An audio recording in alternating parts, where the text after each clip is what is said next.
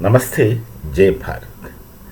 The situation in Balochistan of Pakistan and the situation of Khyber Pakhtunkhwa are known to everyone. Balochistan doesn't accept themselves to be a part of Punjabistan, so they are more or less functional independently, where the Punjabistan, that's predominant Pakistan, has no real much say. It's something like a parallel administration going on, still not yet a fully established separate country from Pakistan. Same is the case with the Pathans, Khyber Pakhtunkhwa, and they have some understanding. They are all possible.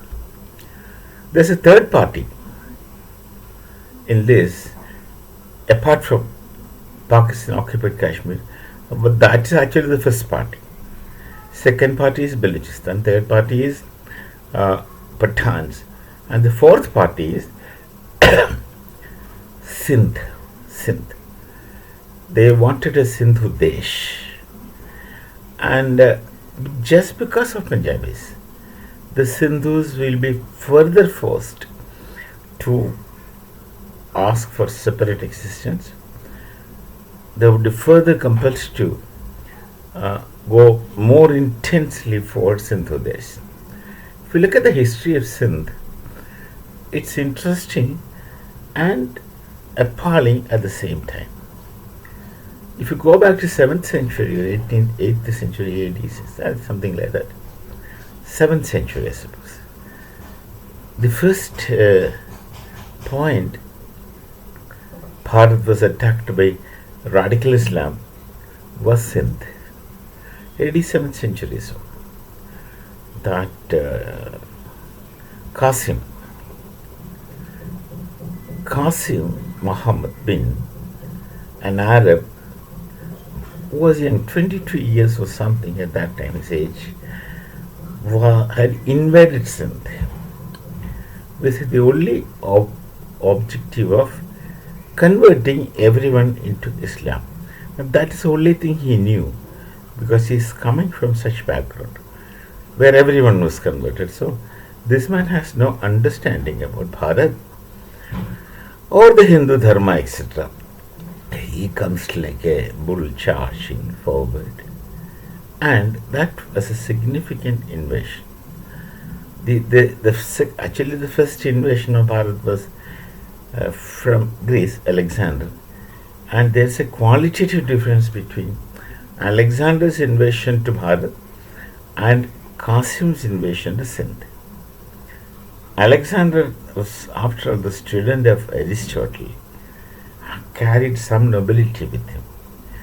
Qasim was a rude, unpolished ruffian, just a military, the military man, and that's so he pushed forward, asking people to choose between Islam and death. In one word, that is what had happened in Sindh. Then Sindhis, those who could, had fled Sindh and went to the other areas, predominantly to Punjab. And those people are started getting known as Sindhi Punjabis. They have fled to Punjab. And there, that area, Punjab, was predominantly under the influence of the Sikh gurus. So, majority of the Hindus, or almost all of the Hindus, those Sindhis, they have not become Sikhs, all of them. Some of them had become Sikhs. And those who did not even become Sikh were so used to go to Gurudwara and pray and etc. That is nothing unusual in Hindu Dharma. It's like going from one temple to another temple, that's all.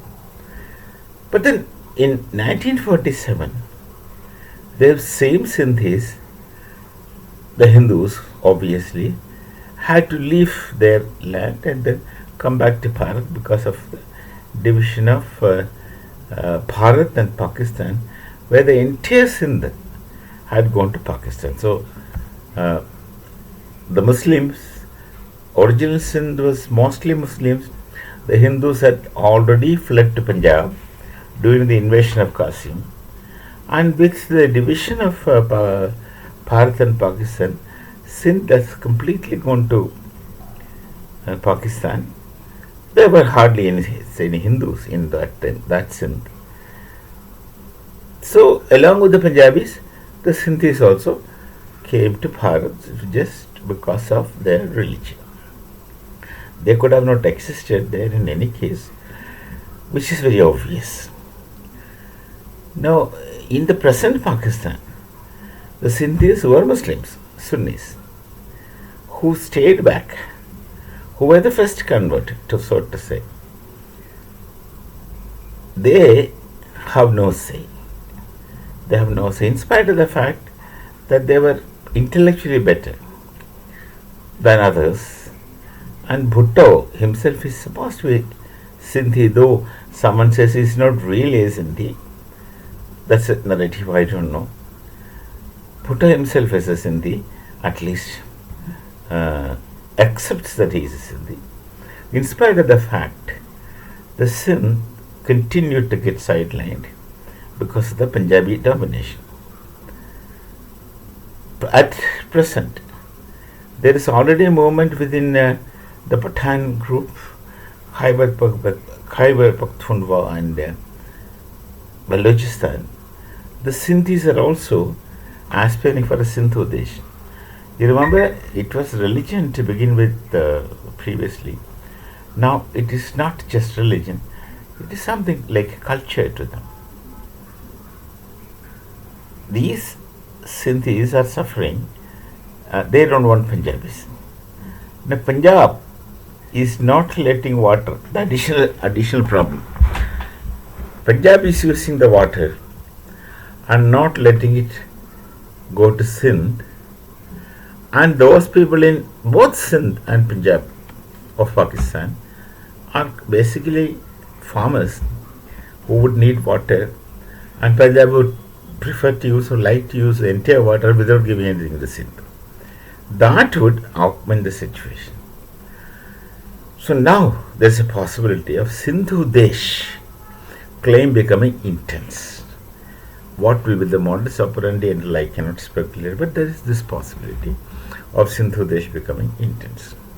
Sindhis had taken two blows, one from the hands of Muhammad bin Qasim, and two, the partition of Bharat and Pakistan, and they have come to Bharat. And at that time, in the western part of Bharat, those who came from Israel, Pakistan, and Sindh, Punjab and Sindh, were given some property on the basis of the property which they owned in their previous place, that was in Punjab.